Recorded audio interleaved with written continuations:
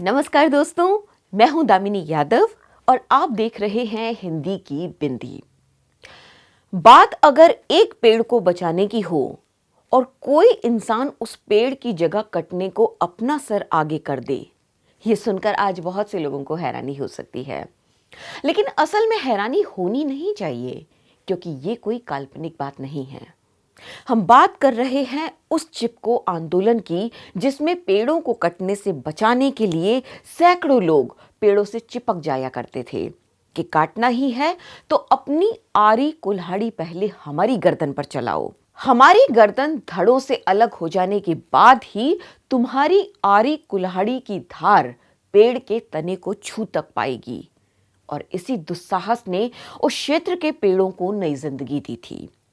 महज पेड़ों को बचाने के लिए कोई अपनी जान की बाजी तक लगा सकता है, इस बात पर यकीन करना शायद तब मुश्किल हो जाता अगर इसी तरह का एक बहुत बड़े उदाहरण का साक्षी हमारा ये वर्तमान समय नहीं होता, जबकि लाखों लाख किसान अपने सुख चैन को त्याग कर अपनी जान तक की परवाह किए बिना इस समय दिल्ली की सरहदों पर धरना दिए ना बैठे होते।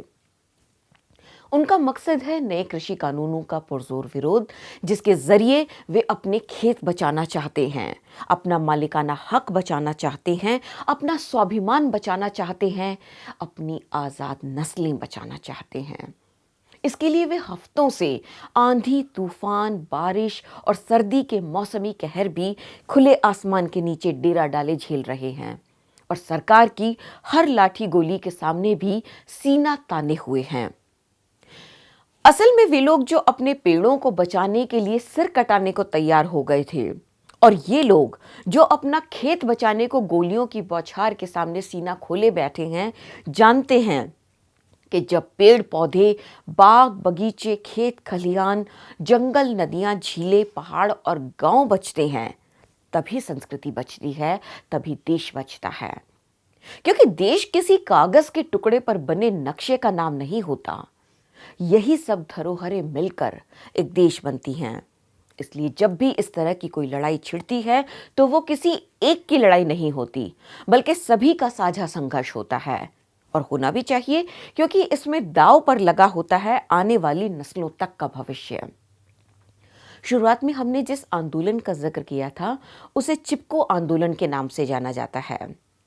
दरअसल 70 के दशक में विकास के नाम पर पेड़ों की अंधाधुंध कटाई की जा रही थी। उस समय के उत्तर प्रदेश और आज के उत्तराखंड के चमोली जिले के रेणी में लगभग 2,500 के आसपास पेड़ों को वन विभाग के ठेकेदारों द्वारा काटा जाना था, जिसका स्थानीय लोगों ने जोरदार विरोध किया, क्योंकि उनका विश्वास था कि उनका अस्तित्व इन्हीं पेड़ों पर आश्रित है। यदि पेड़ बचे तभी उनका भी जीवन बचेगा, पेड़ ही जीवन है। इस आंदोलन का एक सूत्र वाक्य देखिए, क्या है जंगल के उपकार, मिट्टी पानी और बयार, मिट्टी पानी और बयार, जिंदा रहने के आधार। इन दो पंक्तियों की गहराई देखिए कि जत्थे का जत्था लोगों का हुजूम जाकर उन पेड़ों से चिपक जाता जिन पर आरियां चलने वाली होती। इनमें बहुत बड़ी संख्या महिलाओं की भी थी, जिन्हें नेतृत्व मिला था गौरा देवी का। उनके शाना बशाना थे सुंदरलाल बहुगुणा, चंडी प्रसाद भट्ट और गोविंद सिंह रावत जैसे लोग। इसका नतीजा ये रहा कि तत्कालीन सरकार को एक विधेयक पारित करके उस हिमालयी क्षेत्र में वनों में वृक्षों की कटाई पर लगभग 1.5 दशक तक के लिए रोक लगानी पड़ी, और वहां एक भी पेड़ नहीं काटा जा सका। 1980 का वन संरक्षण अधिनियम और केंद्र में पर्यावरण मंत्रालय का गठन भी इसी आंदोलन की नींव पर खड़े माने जाते हैं। बाद के वर्षों में यही आंदोलन पूर्व में बिहार, पश्चिम में राजस्थान, दक्षिण में कर्नाटक और मध्य भारत में विंध्य तक फैलता चला गया। दक्षिण भारत का एपिको आंदोलन, जो कि पेड़ों को बचाने के लिए ही किया गया था, इसी का एक रूप है। जो लोग आज थाली में रोटी को ही अंतिम सत्य मान लेते हैं, वे नहीं जानते कि गेहूं की बालियों से लेकर इन सिकी हुई रोटियों तक का सफर कितना लंबा है। इसके पीछे किसी किसान की कितनी सर्द रातें और कितनी दहकती दोपहरियां शामिल हैं। हाँ, अगर वैसे आपको रोटी की बजाय पिज्ज़ा खाना पसंद है, तब भी आपका पिज्ज़ा बेस और पिज्ज़ा टॉपिंग इन्हीं खेतों से निकल कर आते हैं, ये सच मत भूल जाइएगा। अगर आप सचमुच अपने देश से प्यार करते हैं, तो उसके लोगों से भी प्यार कीजिए।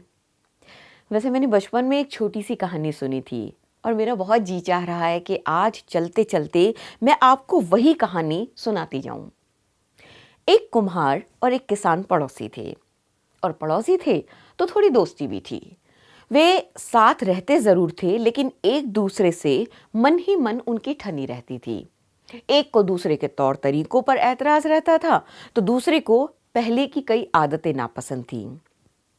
एक बार जब किसान ने कुछ सब्जियां उगा लीं और कुम्हार ने कुछ बर्तन बना लिए, तो दोनों ने तय किया कि उन्हें बाजार जाकर बेचा जाए और अपना विकास किया जाए। दोनों ने साझे में एक ऊंट लिया। उसके एक तरफ किसान ने अपनी सब्जियां लाद ली और दूसरी तरफ कुम्हार ने अपने बर्तन। रास्ते में किसान की आंख लग गई। ऊंट ने मौका देखा तो मुंह घुमा घुमाकर किसान की हरी हरी सब्जियां खाने लगा। जब कुम्हार ने यह देखा तो पहले तो सोचा कि किसान को जगाकर चौकन्ना कर दे, लेकिन फिर अपना स्वार्थ देख उसने सोचा कि नुकसान तो किसान का हो रहा है, मुझे क्या, मुझे तो अपने मुनाफे से मतलब। और उसने सब कुछ देखकर भी अनदेखा कर दिया। इधर ऊंट की तो लॉटरी लग गई और वो देर तक सब्जियां खाता रहा। इससे सब्जियों का भार एक तरफ कम होने से दूसरी तरफ लदे बर्तन लुढ़क कर जमीन पर गिरे और टूट गए। कुम्हार जो किसान के नुकसान को सिर्फ उसी का निजी नुकसान समझ रहा था, अब जाकर इस बात को समझा कि जिस समाज में हम सब रहते हैं, उसमें हमारे नफे नुकसान भी साझे ही होते हैं। दोस्तों, वक्त अक्सर ऐसी ही स्थितियां बनाता रहता है। बस कभी हम कुम्हार और किसान बन जाते हैं और कभी किसान और साधारण आवाम। पर याद सिर्फ इतना रखना है कि समाज के वक्ती फायदे भी साझे होते हैं और दूर के नुकसान भी। नमस्कार। द वायर के और वीडियोस देखने के लिए सब्सक्राइब करें और बेल आइकन पर क्लिक करें। स्वतंत्र पत्रकारिता की आर्थिक मदद करने के लिए डिस्क्रिप्शन में दिए गए लिंक पर जाएं और अपनी राशि चुनें।